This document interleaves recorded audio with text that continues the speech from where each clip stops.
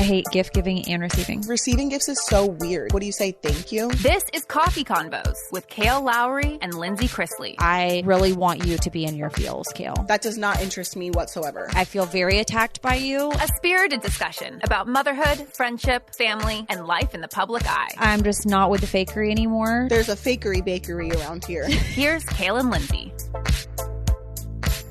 Well, hello, Lindsay. Good morning. Oh, you're singing the intro too. We cannot go any further. I have to tell you something. No, what I need, before you tell me anything, I need you to go and check your DMs right now. Okay, hold on.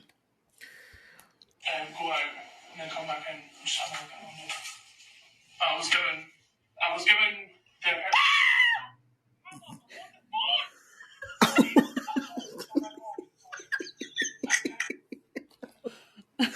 I love it so much. Love you guys. Good morning.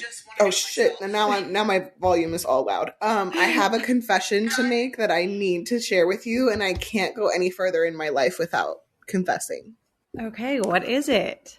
I submitted an anonymous foul play, and your dad and your family reacted to it. Wait, what? What? I submitted an anonymous foul play, and your family read it on the podcast. I'm not telling you which one because I'd rather die. No, if you can figure it out, I'll tell you. I already know which one it was. You vomited on his dick. No, that happened to me with somebody else, but that's not the one. Okay, well, what were the other options? What were the other ones that we did? I can't tell you. Well, tell me the other options, the ones that we did. I don't remember. Kristen only played back mine for me, and the reactions were, I could not stop laughing because Todd said I need psychotic help.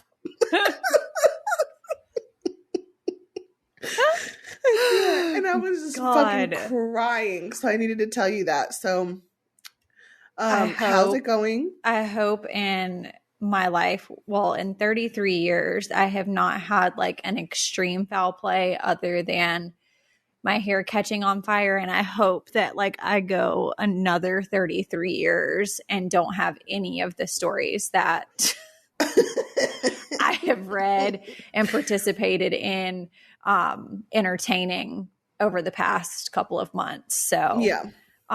There's that. I am doing okay this morning. Woke up, went and got coffee, which I have not done in like a very long time. And I feel like it's a trend for me. Like I will do it and then I'll be on the train for a little bit. And then all of a sudden, like I no longer want it. And then I don't have it for months. And I just wonder if that's a sign of a psychopath or if it's normal.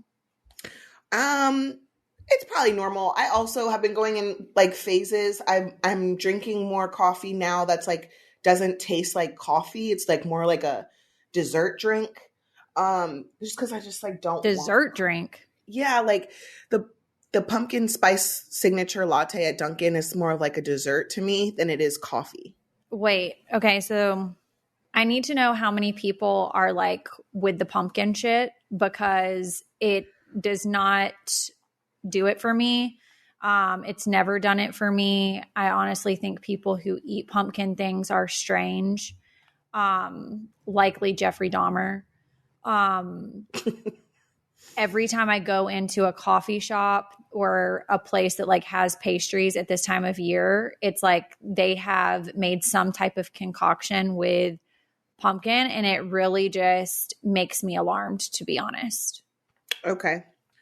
I love pumpkin. Actually, when I was pregnant with Lincoln, he was born right before Thanksgiving, and one of my cravings with him, I would go to the Amish market and I would buy pumpkin pie and I would just eat the filling out of the pie.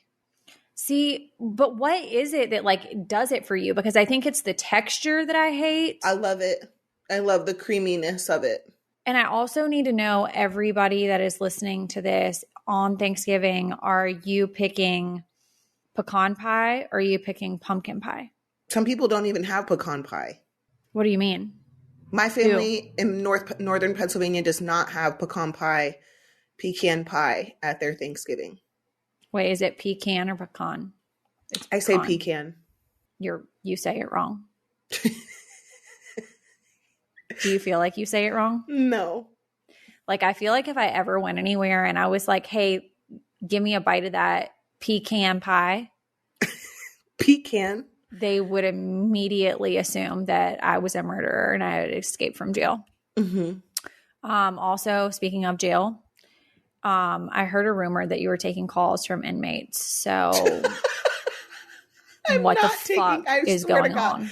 I am not taking calls from inmates. I was getting these calls from Oklahoma, and I happened to get one while I was recording on Barely Famous. And this guy who we actually talked about on Coffee Combos podcast, the one that pretended to be like an EMT, and he was going on like... Wait, what? We never talked about a pretend EMT. Yes, we did. Like a ears, nose, and throat doctor? No, that's an ENT. I said an EMT. Emergency medical transportation person? Correct. No, we literally never talked about that.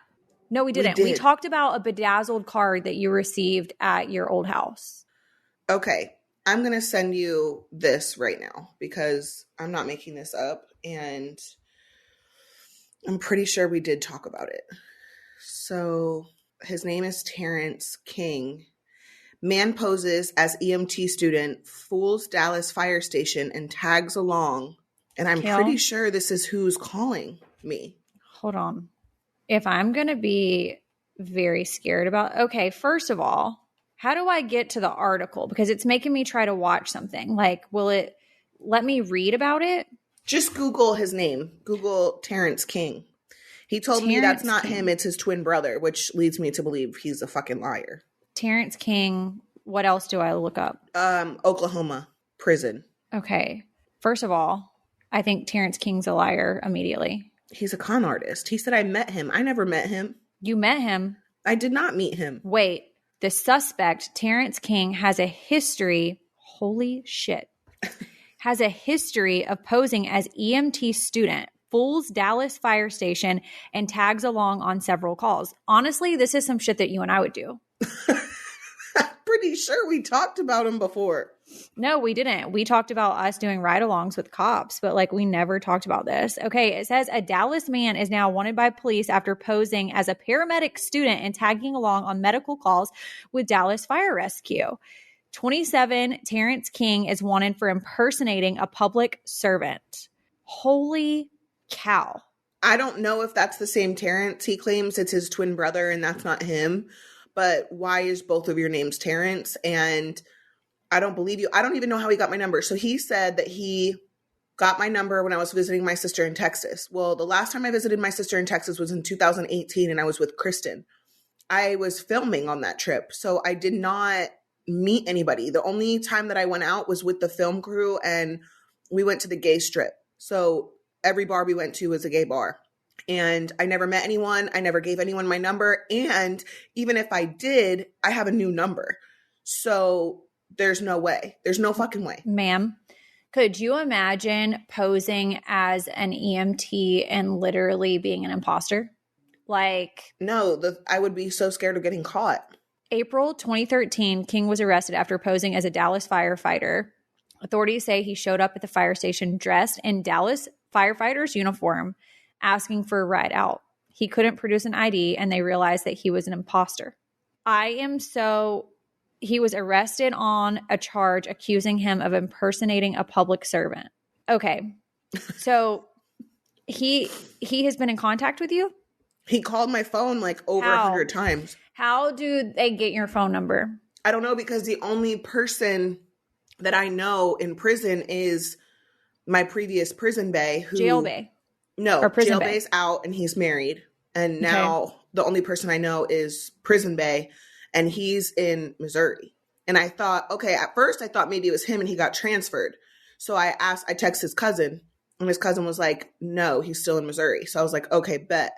And then I answered it, and he said his name was Terrence, and then came up with this elaborate story. I don't know if he thinks that I'm vulnerable and like he could con me, but he can't con me. Okay, first of all, I saw this meme the other day and I was literally like howling, laying in my bed by myself. And it was like, if you want someone who's going to be loyal and always will call you, date an inmate. Yeah, but you know what? It's not even, I'm not even gonna lie. Like, it never happened with me with Prison Bay. Like, Prison Bay, loyal to the fucking soil. Like, shout out LaShawn. You are one of a kind, an anomaly. Like, you are a real one. But every other person that I know that has been in prison or gone to jail, they have 6 people waiting for them to get out, like 6 women. So I don't believe that. Okay, but I think it's a fantasy thing, honestly, because we've talked about Scott Peterson and what's his Chris name? Watts. Christopher Watts, that get like all of these love letters and stuff in prison. I think it's women who have mental problems, who want basically like an unattainable man, that it is the chase for them. Or just like the unknown. And so they feel really cool messaging someone who's like kind of taboo. Like, you want what you can't have, or you want what isn't good for you. You want the bad boy. So they want, Like, no offense, like I don't really want someone who killed their entire family. no, I absolutely don't want that. Now a word from our sponsor, BetterHelp. It can be tough to train your brain to stay in problem-solving mode when faced with a challenge in life. And I feel like I'm challenged daily. So therapy has really been my saving grace. And when you kind of learn how to find your own solutions, there's no better feeling. A therapist can help you become a better problem solver, make it easier for you to accomplish your goals. Also, just me taking accountability when I know that I haven't done something that I'm proud of and I want to do better. That's been a really big goal of mine for therapy. I want to break generational curses. I want to do better for my own kids than I had in my childhood. That's a huge reason why I'm still in therapy. So this month is 3 years for me in therapy, and you guys should definitely try BetterHelp because they're going to make a huge difference in your life. I absolutely love all of the messages that we have been getting lately of people telling us that they've tried BetterHelp and it has been a game changer for them. When you said that you are always in problem solving mode, trying to figure out something in your life, I'm like, yeah, always in problem solving mode regarding my mental health. So definitely can relate to that. And I think BetterHelp is an absolutely phenomenal way to start getting help and going to therapy. So if you're thinking of giving therapy a try, BetterHelp is a great option. It is convenient, it is accessible, it is affordable, and entirely online. And for me, that is a game changer when you are dipping your toes in the process of starting therapy. I know it can be kind of scary if you have to go to an office and you're just like somewhere that just feels unfamiliar. And when I started therapy, I started it all online. I could do it from the convenience of my own home where I felt safe and secure. And you're going to get matched with a therapist after filling out a brief survey. And you also have the flexibility of being able to switch therapists at any time, because sometimes the first one's not a great fit, but BetterHelp will help you find the perfect fit for you. When you want to be a better problem solver, therapy can get you there. Visit betterhelp.com/coffee today to get 10% off your first month. That's betterhelp.com/coffee. Before we move on from this is the kind of stupid shit that I get in DMs from Chase Chrisley. So if a stranger came and was like, hey, little boy, I don't know you, but your mommy told me I have to come and pick you up, what would you say to him? I would say, fuck you, bitch. So if a stranger came and was like... That's something Lux would say. like literally, I thought of your kids when I saw it. The only thing that made me didn't think of your kids was this child was in like tight pajamas that looked like he definitely had it all together. And I was like, specifically, that's Kale's kids with the attitude, but Lux ain't dressing like that. No, he wears matching outfits only now, he said. So I love that. Wait, can you tell me about his experience at the hair salon? So Taylor posted the picture like days after we actually got it done, just because I didn't want people to know like where we were at. But he's been dying to do red hair, and so I took him with me for my appointment, and mine take like 4 hours. But he wanted to go, he wanted to be there.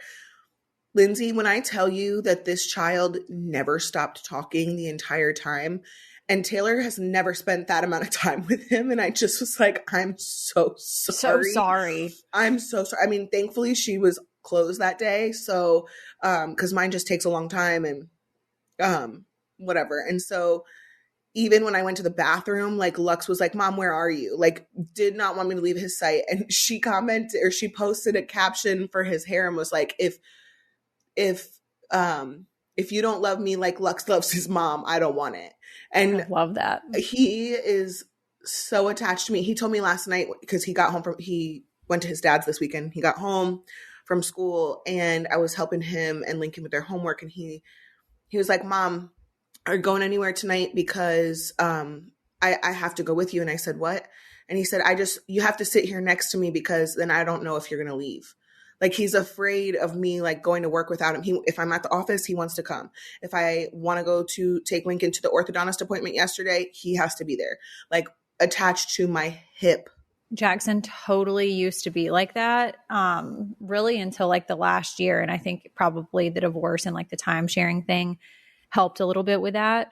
But once he's been gone for like 72 hours, you can tell he's really like got the urge to crawl right back up in me. And so I don't know. I don't know if all moms of boys like have this experience or if it's just specific kids with personalities. It's certain kids, because even Isaac, who I was his pride and joy, the apple of his eye, wasn't like this. Oh, but I love it.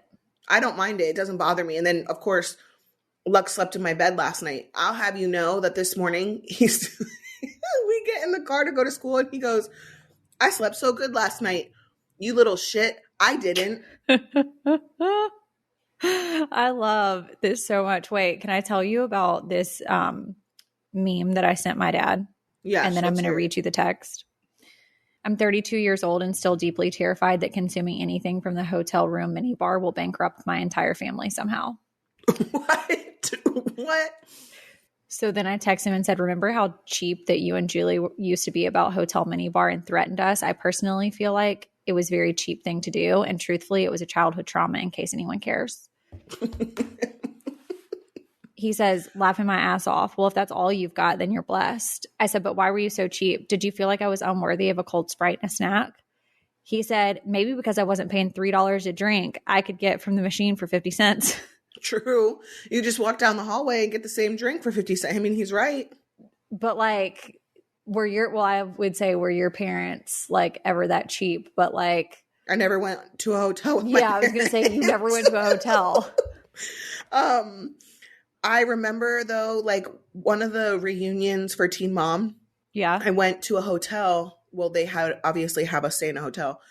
And this was like right in the beginning when people would take out the liquor and then refill it with water or whatever. Oh yeah. Mm-hmm. We actually went to crack open a bottle and it was water. Stop. And then I was pissed off because I was like, one, how did they let that slide? And two, am I going to be charged for opening this when in fact it's fucking water? Like, I was so fucking pissed. I don't remember how I handled the situation, but. Oh, let me tell you, honey, like Will and I were so broke whenever we got engaged and we were staying in a hotel in New York City. And I threatened him with every inch of his life. Like, literally just don't touch anything in there, because if it gets moved, like, I don't want them to think that we touched anything. Like, honestly, that Coke will cause us to not be able to pay our bills when we get back home. Like, this is like very bad. And I wonder if everyone feels this exact same way or if it's literally just us. I just want to know where they get the audacity to charge those types of prices. It's convenience, baby. It is convenience, but like, I feel like it's a double-edged sword because on one hand, you inflate the pricing and some people will still buy them. But on the other hand, if you lower the prices, people would be inclined to spend more, right? Because they're more affordable. I mean, this is true, but it depends on what type of consumer that you are. Mm-hmm. You know? Mm-hmm.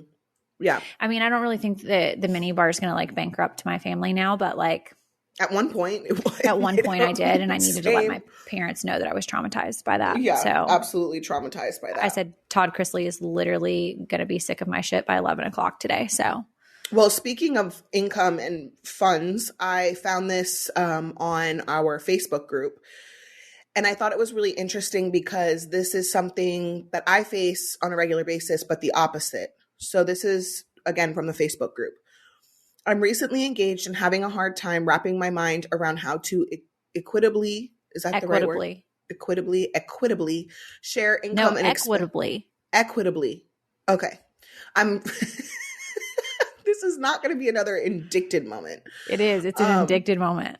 I'm recently engaged and having a hard time wrapping my mind about how to equitably share income. I am and recently engaged and have a hard time wrapping my mind around how to equitably share income and expenses. My partner makes considerably more money than I do. He's a doctor, salaried around $600,000 a year. Holy fuck. I was not aware that doctors made that much. Okay. I work in education and make less than $50,000 a year. How should we split the bills? Oh my God. This is such a long conversation, and like I could carry on for a very long period of time to the point that everyone's going to be so sick of my shit. So I'm the opposite. I'm usually the breadwinner, and then my partner is the one that's making less than $50K a year. And I feel like when I go into I don't think anyone that I've been with has ever really made close to what I make. And we go into the relationship knowing that. So for example, not to put my fucking business out there with Javi because I know I'm going to get a fucking nasty email after this, but I've always made more than he did. And he's still, I don't know if it's just him as a provider, but he always took care of the mortgage. And I think I've said this before, he took care of the mortgage, he took care of all of the utilities, and then I would do the groceries and the vacations. When I was with Joe in high school, it was really difficult, and it was more like completely 50-50, even though he was making more than me at the time. He had a full-time job and I didn't. So I only had that one lump sum of $5,000 and then from MTV. And then I think I was making $10 an hour at Sports Authority and PetSmart and things like that. So I won't really count that one because we were still in high school. At the time, Chris made no money. Malik also, didn't really make a whole lot of money. So it's always been that way. And I never really expected them to pay half. I just wanted them to hold a little bit of their weight. And my biggest thing for Malik, which never happened, was I understand that you can't help me financially, and that's okay, but take something off my plate. Maybe mow the lawn for me so that I don't have to hire a landscaper. Yeah, I see. I get that. So I'm not huge. Like, it doesn't make a difference to me if I make more or less. I'm never going to make them pay half when they don't make even half of what I make. Does that make sense?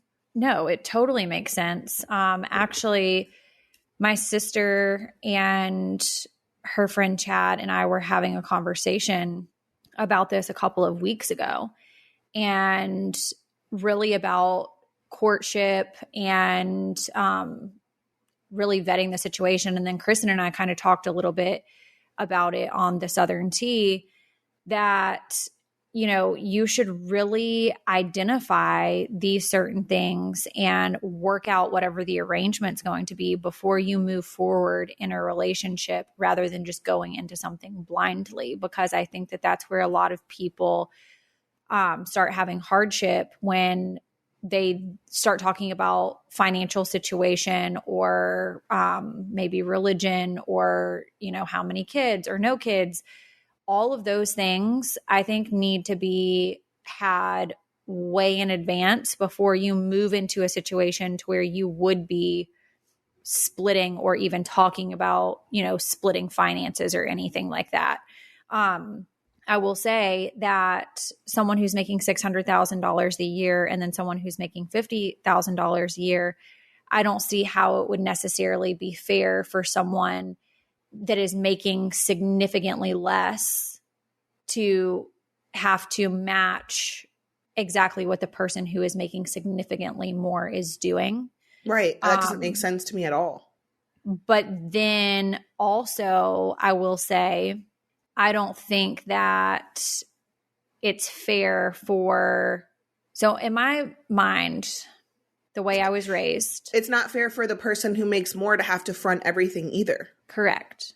I wholeheartedly feel that way as well. It's not fair. We love care of. We love taking vitamins. Just took mine literally right before we started recording, and you want something that's convenient, that is Care of. Yes, and they're super easy. I think I did a story whenever we were in Dallas doing my Care of vitamins and my supplements, because I literally just grab however many packs that I'm going to be gone for the amount of days. And it's just really nice. Also, the film that the vitamins are in is compostable, so that's really nice. And it's just super convenient because I do take quite a bit of vitamins and I don't want to take 100 bottles with me or have to separate them out myself.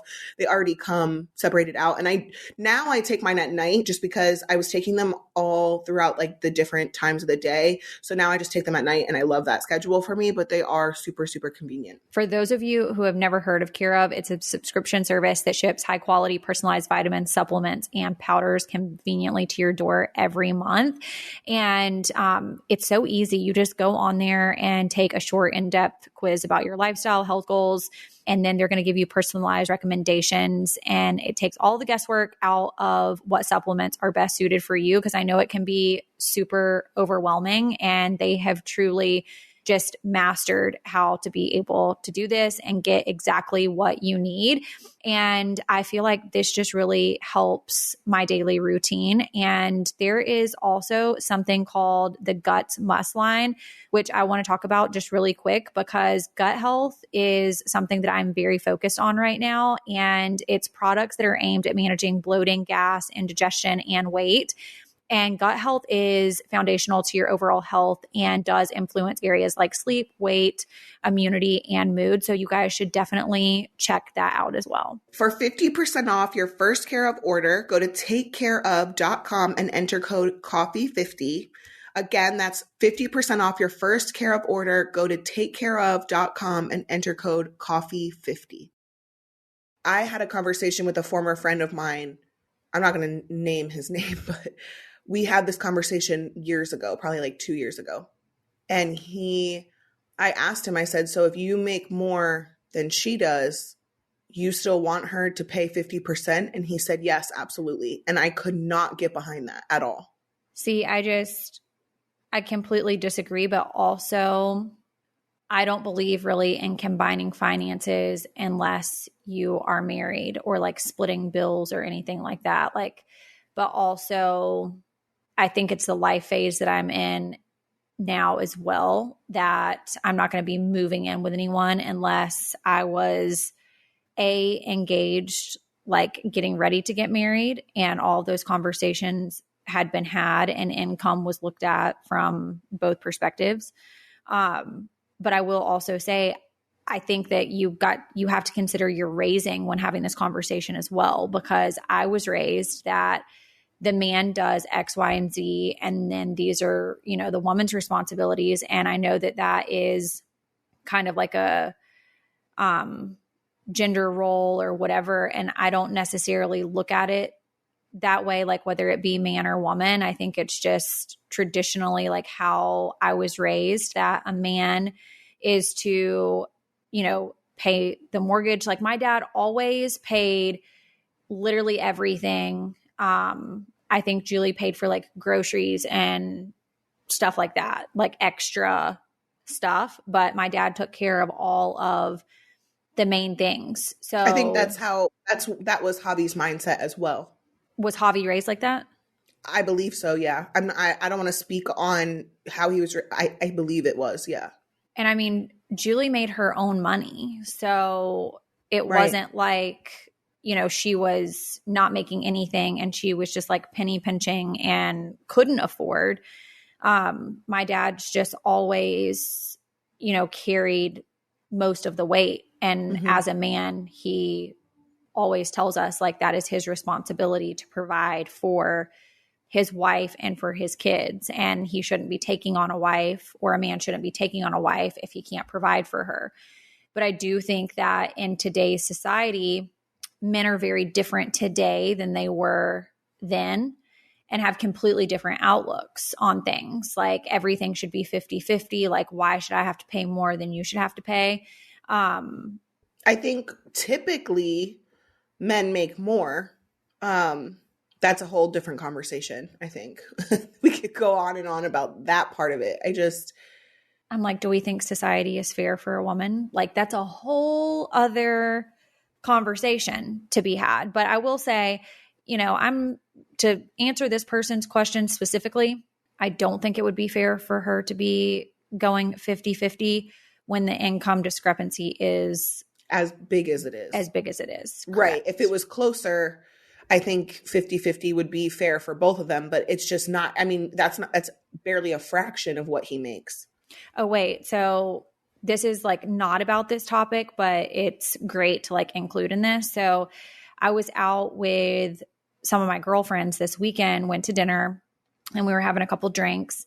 And one of the girls, not going to name her, but she said that she had gone on a date with this guy and it was a first date. And she said she likes to pretty much like clean house and really like get to the nitty gritty, get answers for things like, is this even worthy of going on a second date? Which I kind of love. And she said that he had 2 kids. Okay. And he and his ex-girlfriend were going to move, or his ex-girlfriend was going to move in with him and his 2 kids. And he expected her to pay 50%, but she was not bringing like a kid or anything into the situation. No. But he was expecting her to pay 50% of everything. No. And so I just wonder what people think about that. I don't like that. And even I've gone on vacations with partners and extended family members. And they also, we've had that conversation when it came to splitting like the condo, the apartments, the Airbnbs, et cetera.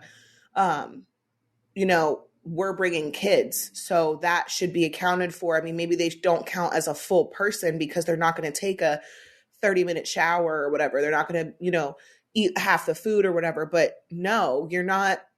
And I understood that. Like if we're going on an Airbnb and I'm bringing 4 fucking kids and then another family member's not bringing any, I should pay more for my children. I mean, I 100% agree, but I also had this conversation with my parents not too long ago.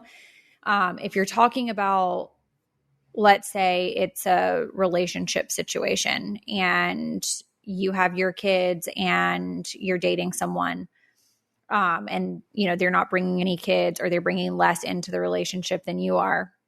Truly, to me, if you are financially where you feel that you are comfortable and like you're happy in your financial situation, and they're also happy in their financial situation, I don't believe that it is productive to penny pinch, basically. Like, oh, well, you have this amount and I have this amount.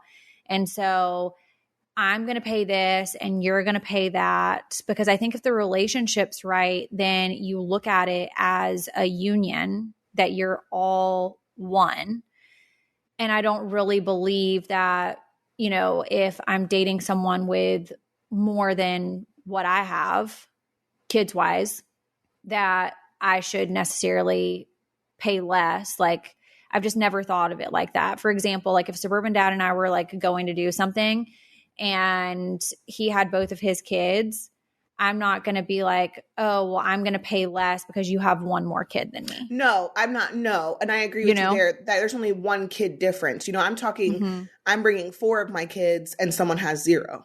There's a bigger discrepancy between that. You know what I mean? Like we're most likely going to eat more. We're most likely going to be doing whatever more. But 1 kid difference, even 2 kids difference, probably not. You know what you get what I'm saying? This is a question that I'm posing to everybody, including you.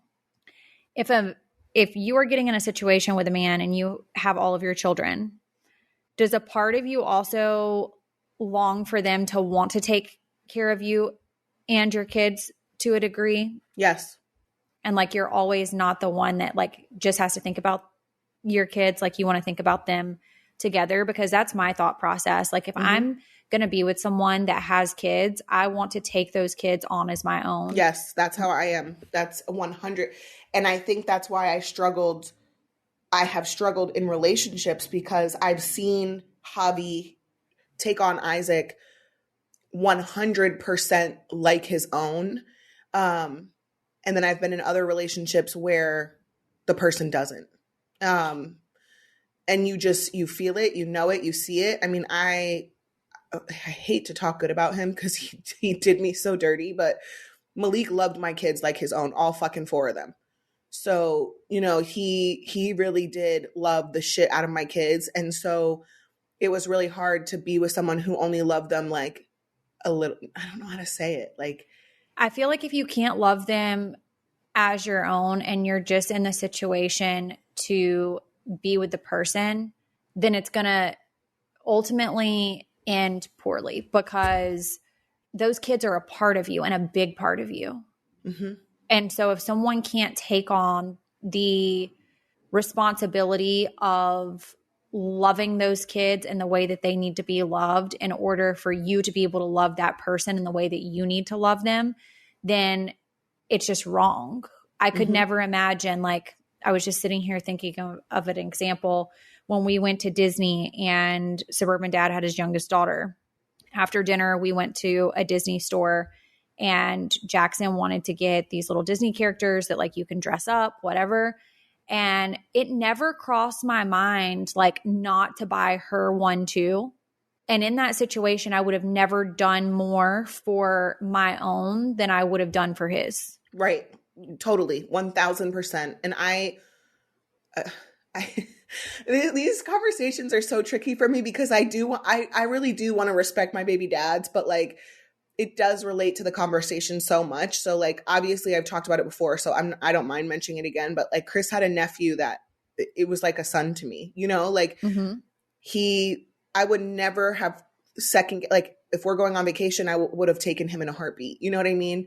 And then same for another one of my exes who now has another child.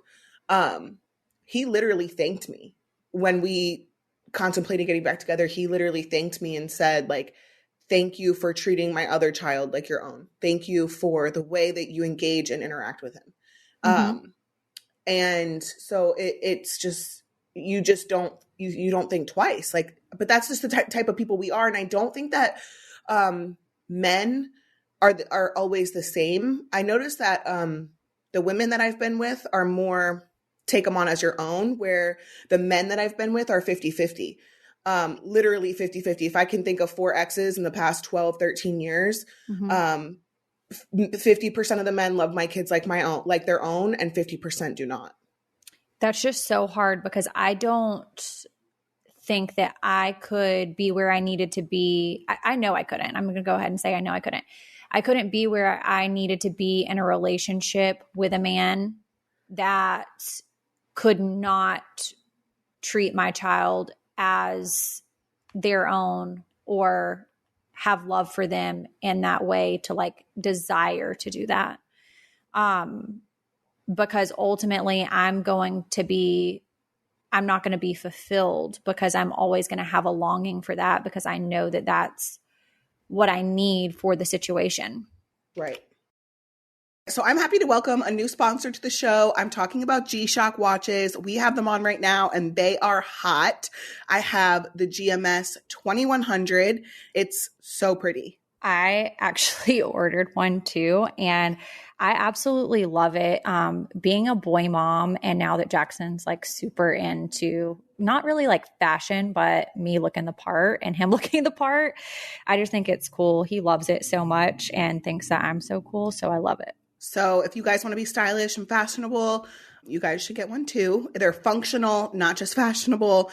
And I love the Stay Gold series. It has all the toughness one expects from G-Shock, but in a smaller mid-sized case that are designed to fit a woman's wrist. So they're not super masculine. They fit perfectly into a woman's lifestyle. So both of the styles that Lindsay and I both got, they come in popular color schemes of black and gold, which you guys know I live for black and gold side buttons, minimalist dial treatments, which is up Lindsay's alley. And then it's timeless timeless. It's a gold colorway, and these watches are a fashion statement piece. So the GMS 2100 retails for $200, and the GMS 5600 retails for $180. These make the perfect gift. So definitely get one for yourself, get one for a loved one. So make sure you check out G-Shock watches today. You can find them at select retailers or at gshock.com.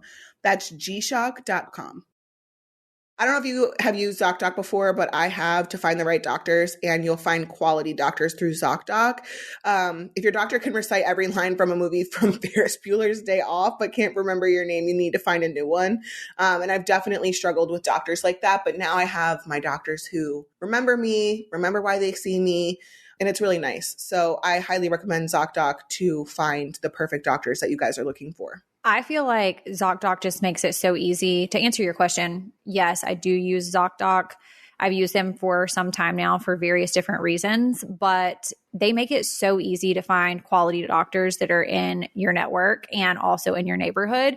And you can look up real patient verified reviews, and you're going to find the right doctor for you, and you're going to be confident in that.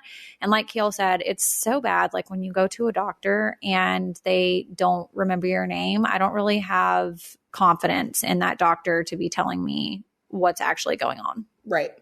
I also want to mention that ZocDoc is a free app that shows you the doctors who are patient reviewed. So they take your insurance and are available when you need them, which is really, really nice. I don't feel like we have much of that convenience anymore, but ZocDoc does provide it. So go to ZocDoc.com/combos and download the ZocDoc app for free. Then start your search for a top-rated doctor today. Many are available within 24 hours. That's ZocDoc.com/combos. ZocDoc.com/combos. Actually, I saw this thing. It's this dating advice meme, and need to know how you feel about it. Kind of goes along with like all of these little topics, but it said the only dating advice my mom has ever given me. And then it's a screenshot from her mom. And it says, do you know what the 666 rule is when dating? And she says, no. No, I've never heard of it. 6-inch dick, 6-figure salary, 6 feet tall, or you don't date them. Bye. Wait, can I just say, like, I'm not even, like, my baby dads probably feel the same way about me. And I know that because I'm not fit. I'm not healthy right now. I'm not really taking care of myself. And I'm not really the whole package. Like, I offer some things, but I'm not like a 10. Only now at 30 years old am I looking at my kids' dads and realizing that they are, some of them are, don't really have the criteria for the type of, this is going to come off so fucking shallow, but like in terms of like having elite children and having children that have good genes, have good mental health, like I did not look at that when I was in these relationships. You get what I'm saying? And they probably didn't look at them with me. So I look at my kids now and I'm like, I think that this is like a really smart rule. I mean, it's a little shallow, but if you're talking about in terms of like, I hate to, like breeding a dog, like you want all the genetics to be lined up. You want it to be, you want them to have the looks, the brains, the health, the everything. Haven't you ever like been told by a man, like, you're a good breeder? No. Yeah, it's like they look at you and it's like, okay, you know, you are, and then they list like all of your qualities that are like great. And it's like, okay, well, thank you. And I want to breed with you. Like, you've never been told that? Lux and Creed, actually all of my children, I think are very good looking children. But they're definitely all going to have some mental health issues from both sides. Like, because I have my own mental health issues. Their dads all have their own mental health issues. Like, I probably should have picked ones that didn't have because I had. You know what I mean? Okay. I mean, we all have mental health issues to some degree. Some are just like more severe than others, but everybody struggles with mental health stuff on occasion. Okay, so the 666 rule, I think the 6-inch dick is like that should always remain. Right? Like that's a constant, right? Yeah. Mm-hmm. If not, that's just not going to be probably that great in that category. And so, maybe someone else wants like a 5-1. So then like you move What? on. Why would they want that? Maybe someone does. I'm not saying it's me or you. It's not I'm me saying or it's for you. sure not us. It's not us. It's for sure not us. It's definitely not us. So we know that 6 needs to stay. Yeah, that 6 needs to stay. The 6-figure salary.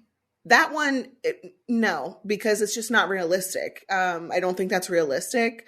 Would it be nice? Yeah, of course. 100%. We all want to strive for that. But is it realistic? No. Now, the 6 feet tall one is one that I wish that I had sought out because none of my kids' dads are 6 feet tall. Okay, well, suburban dads close. Specifically is 5'9". And I always look at taller guys for whatever reason, but for whatever reason, him being 5'9" caught me. So that one, I guess, in this situation would be like eliminated. But the 6-figure salary, I got to go back to that though, because then we get into the debate of if you're dating, would you rather be with a man who is already established, mm-hmm. or would you rather be in a situation to where you're growing together? Talked about this with my parents too, and they said that there's a couple things of what's wrong with myself and my sister. I think for me, I would rather be with someone who's established, only because the thought of growing together, you don't know what direction you're going to be growing in. And then also there is a potential for more bumps in the road, I feel like. Mm-hmm. So we said that too, but my parents had nothing before they met each other and then grew to what they have together. And I feel like they respect each other so much for it. And there was so much struggle. So I think the appreciation there looks very different. However, in the situation that you're in the situation that I'm in, and specifically the situation that my sister is in, I think because of reality TV and because of influencing, or whatever you want to call it, podcasting, it has provided a nice life for us. And so I think it would be hard for me to be with someone who is my age, who is still growing in their career or like in early phases of their career, because I'm just not going to have much, there's not going to be much assimilation there. Okay. And so ultimately that weeds out a lot of people, because I'm at a place where I feel comfortable. And that doesn't mean that I'm always going to be in this place. Like anything can happen tomorrow, right? Mm-hmm. Of course. But I don't know that it would be wise for me to jump into a situation, because also you've got to consider that, someone who is more established is probably going to have more flexibility in their schedule. Mm-hmm. And I love being able to have the flexibility that I have. So I think that would be like a whole nother obstacle as well. Right. Yeah. And that's what I mean as far as like the bumps in the road, like I'm not saying there's not power in the struggle, because there's a lot to come from the struggle. And I think that sometimes you appreciate things when you struggle through it and you make it work and you grow together. But I don't know, where I am today with 4 kids, I just need someone who's more like, I need someone established, Will and I grew together, and I feel like we grew together, but in different directions. And to me, that is like such a risky place to be, to invest so much time into a situation, knowing like you're both, in the struggle, trying to advance in your careers, trying to do all of this stuff. And then ultimately like it doesn't work out. Mm-hmm. At least if I'm with somebody who's grown and I'm also grown, I'm just like, if it doesn't work out, then we didn't really struggle together that much. We just like had a good time, and then it just like didn't end up working. Fizzled out. Yeah. Mm-hmm. No, totally. I also saw this TikTok. It was about coaching women to be who you want, and I want to play it for you because I knew whenever I saw this, I was like, Kale's going to have a lot of opinions about it. Okay. The best kitty in the world. Which woman has the best kitty in the world? You want to know who that woman is? It's the woman who is extremely interested in you. I'm talking about when you talk, she listens. You say jump, she says how high. You say I need you here at 8, she's there at 7:40, ready to go. Okay, it's the woman that is heavily, heavily interested in you. Here's the problem. A lot of guys might say, well, the girl that's interested in me is not my type. Okay, she's like 4. All right, turn that 4 into a 6. Okay, I say this all the time. It's your responsibility to kind of groom, cultivate, and coach the woman that you want. Turn her into the woman you want. Clearly, she has to be willing to want to do it. You can't do it by force, but if she wants to be under your leadership, take that 4 and turn her into your 7, 8, maybe even 9. Is it possible? Absolutely, it's possible. I don't know how. At first, I was like, okay, because I was that girl. I was the one that was fucking head over heels for someone. And I literally would have said how high if he told me to jump. Like, that's how fucking invested I was. But now looking on the outside, I was weak. I had no self-confidence. I had no fucking, I had no self-worth. Like, I didn't know, you know what I'm saying? But to say, if she wants to be under your leadership, what are you, a fucking cult leader? So I loved the first part of that TikTok. And then when it got towards the end, I was like, oh, that took a spooky turn. Yes. That's right? exactly how I feel. Because I fully, and because I did so many things wrong in my marriage, now I just know better. So I know being in a relationship that I want a man to know that he basically hung the moon in my eyes. Like, he is the bee's knees. Like, he is the best. I have eyes for no one else. Like, I want to give that to a man. Mm-hmm. But at the same time, I don't want him trying to mold me and create something out of me that I'm not.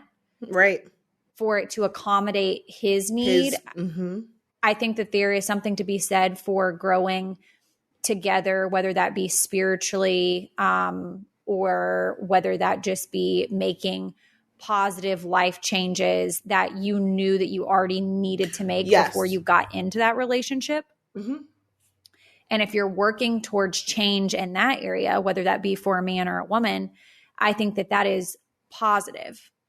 There has to be another person out there that is kind of on the same path as you and who wants to make some of the same changes and the same sacrifices and the same things without having to mold them or groom them or change them. Like, and some relationships even thrive with having opposites that don't necessarily have the same exact goals or growth expectations, but they are still growing towards something and they can support each other.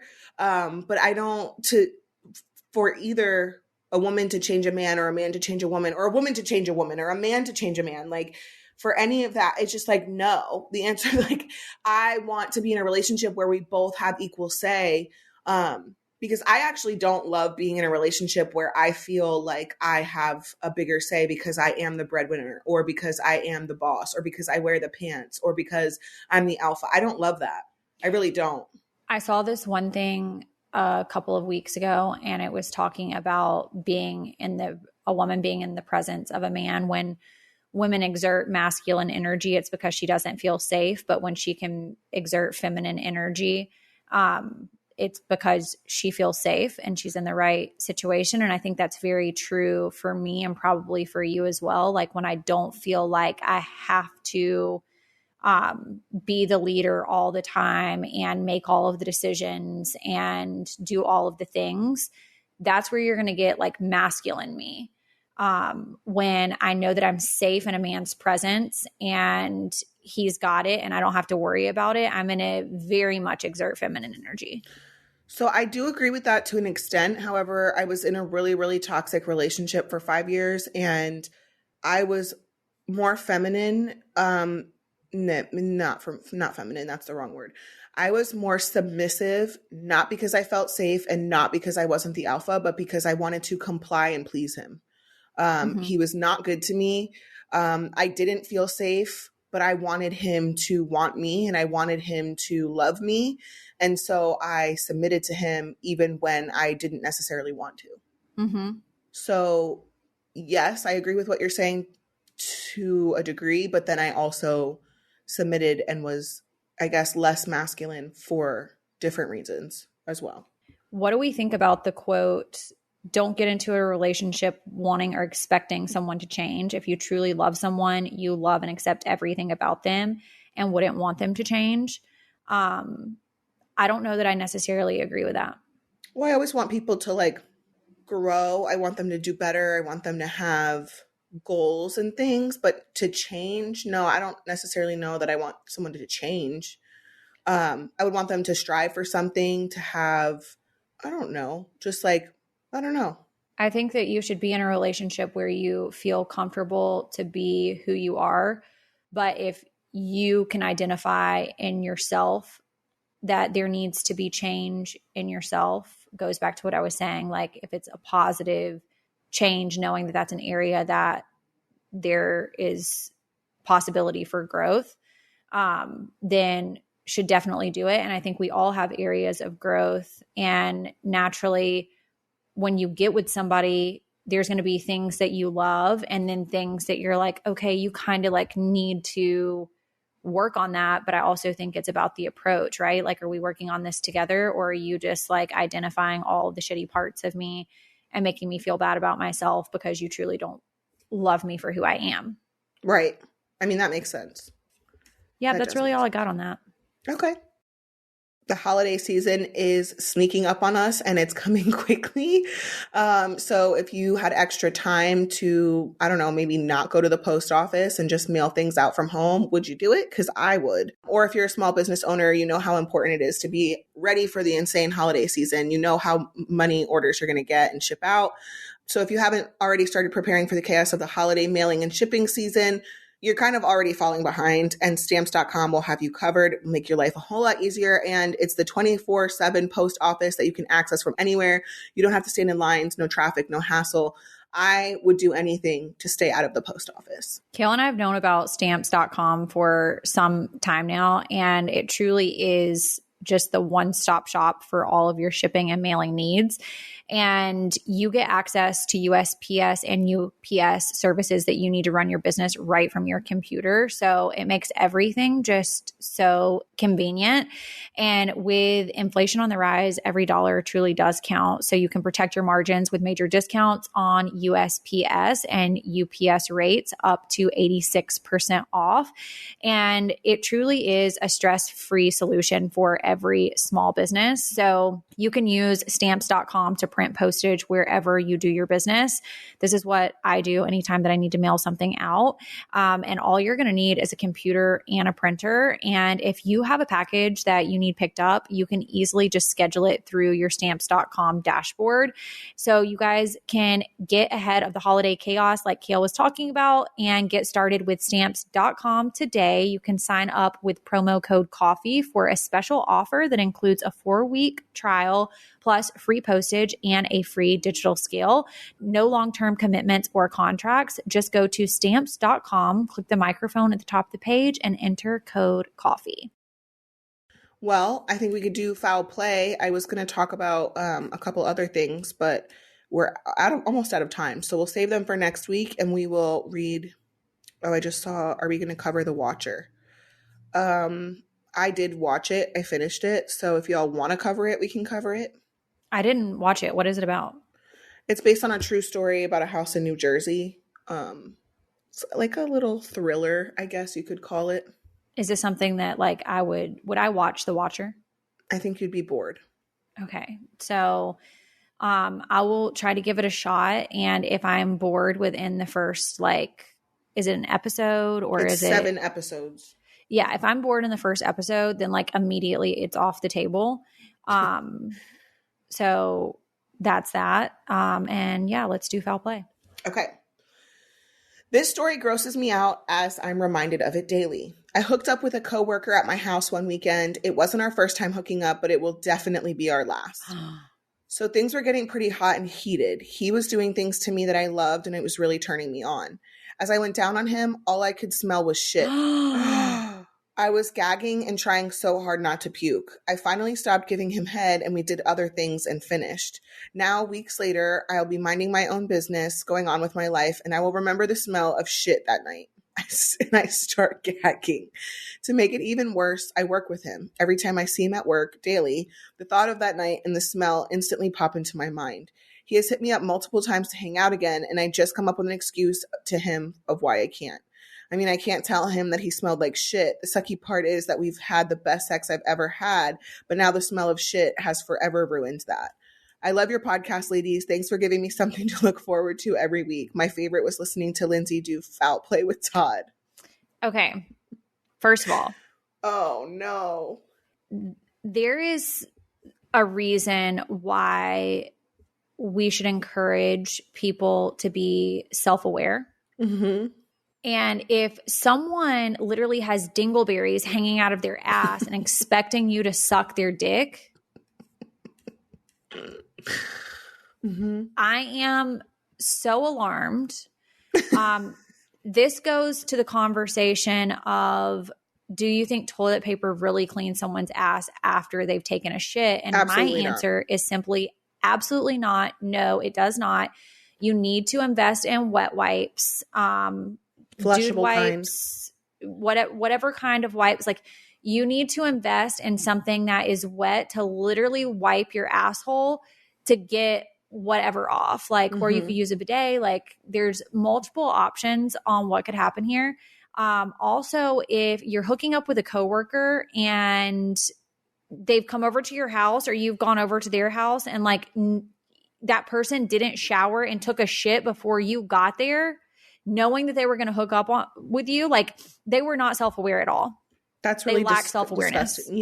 Yeah. I mean, that's really sad because she said it was the best sex ever. I just feel like when I have in my lifetime like leaked urine because I have 4 fucking kids, I'm self-aware that I have leaked urine during my day sometimes, or I sneeze too hard, or, you know, something like that. I will go take a shower, right? Because I know that even if I don't smell it, the smell could possibly be there, right? If I go all day, I'm at the football field, etc., I'm not even going to try to have sex without showering. Like, it's just not happening. Nope. In fact, I am literally making my entire schedule around me showering if you're coming over, or if I'm going to your place, or if I'm even meeting you somewhere. Yeah, because you never know. Because like, if you're like Kill, you could like end up in a mall parking lot in the back of a BMW getting pregnant. So like, no. Not getting pregnant. Oh my God. Are you reading the second one, or you want me to read it? Hey, girls. I was dating a guy for almost 2 years when we broke up because I thought he was cheating on me. A few months later, we started seeing each other, and I thought we could work it out. One day, I went for a routine gynecologist appointment and found out I had an STD. Oh, fuck no. I was shocked because I thought he was serious about working it out. When I told him, he felt awful and apologized. I didn't learn my lesson because we kept seeing each other after. A couple months later. I feel like this is me. Did you write this in also? I must have. A couple months later, I met someone new and wanted to see where it would go. So I broke things off completely. About a month into seeing the new guy, he told me he was having pain down there and wanted to get checked out. I immediately knew what it was, but played it off like I had no idea. When he told me that he had an STD and I needed to get checked, I wanted to die. I felt terrible. I knew we were going to break up and tried to just get it over with. He was like, "What? That's no reason to break up." I couldn't believe it. Fast forward 5 years and we're still happily married, have a baby, and he is now a dad to a child from my other relationship. I feel like that's grown, but wait, why was she? I thought she went to go get checked for an STD. Didn't they clear it up? I have a couple questions here. So either he is sneaky, or maybe she had been sleeping with him after the fact and then he like gave it to her again. Okay, right. Because she said one day I went to, found out I didn't learn my lesson and kept sleeping with each other. So he didn't get treated and she got the STD again. Okay. Yeah. I mean, unfortunately, that's, But like, first of all, why didn't he get treated though? I've never had an STD, but first of all, if I ever got one from someone, I immediately would like not keep fucking with them because they didn't care about the safety of like my health. And I'm just like not okay with someone who is out here just like sticking it wherever and then think that they're going to pull up on me like that. No, like not happening. But also it makes me wonder if this guy was also like doing some stuff like on the side and maybe he thought he got it from somewhere else and didn't realize. I don't think so. Because he seems too mature because he said, what? That's no reason to break up. No, like, immediately if you give me an STD, we're breaking up. Like that is actually a reason. Like you wouldn't break up with someone if they gave you an STD. I already know your answer. No. I mean. No, they're getting broke up with. Like, it just depends on the circumstances. Like I feel like I could be mature about like because unfortunately some STDs and STIs, they lay dormant for months. So I just feel like it just depends on the circumstances. And like a man could carry around chlamydia and have no idea, gives it to a woman and the woman has symptoms. You get what I'm saying? So like you didn't even know. Yeah, but like also I'm still pissed off if they did that and I'm still not talking to them ever again. And like they're going to hear, actually I am talking to them. They're going to hear everything that I have to say about them. But that's so horrible. What should you take accountability for not making him wear rubber? What if, let's say a hypothetical situation that you think you're in this committed relationship. Monogamous relationship. And so you're not pulling out rubbers all the time. Right. So then that becomes that person's fault for subjecting you to that when you were under the impression that the circumstances were different. So no, I'm not taking responsibility for that. I am immediately pissed off and I'm immediately going to tell you about it. And then I'm going to tell you about it in the foreseeable future. And then I'm also going to occasionally send you a text message if I'm not blocked to let you know about what like big piece of shit that you are for doing what you did to me. And then I'm literally never having sex with you again. I mean, I do feel like that's fair too. So on that note, if you guys have not followed us on @CoffeeConvos Podcast on Instagram, make sure you follow us over there. And if you have not subscribed to our show, you can do that from any podcast app and always at Podcast One first. We hope that you guys have a great week and we'll talk to you soon. See ya. Hi, it's Todd Chrisley from Chrisley Confessions, and my family is telling their truth. And if you want to hear the whole truth, you've got to listen to my podcast, Chrisley Confessions. Lindsay's podcast, Coffee Combos and the Southern Tea, and Savannah's new podcast, Unlocked. It's our family story, all the gory details, spread out over 4 shows. So listen, follow, rate, and review now at Apple Podcasts, Spotify, Amazon Music, and your favorite podcast app.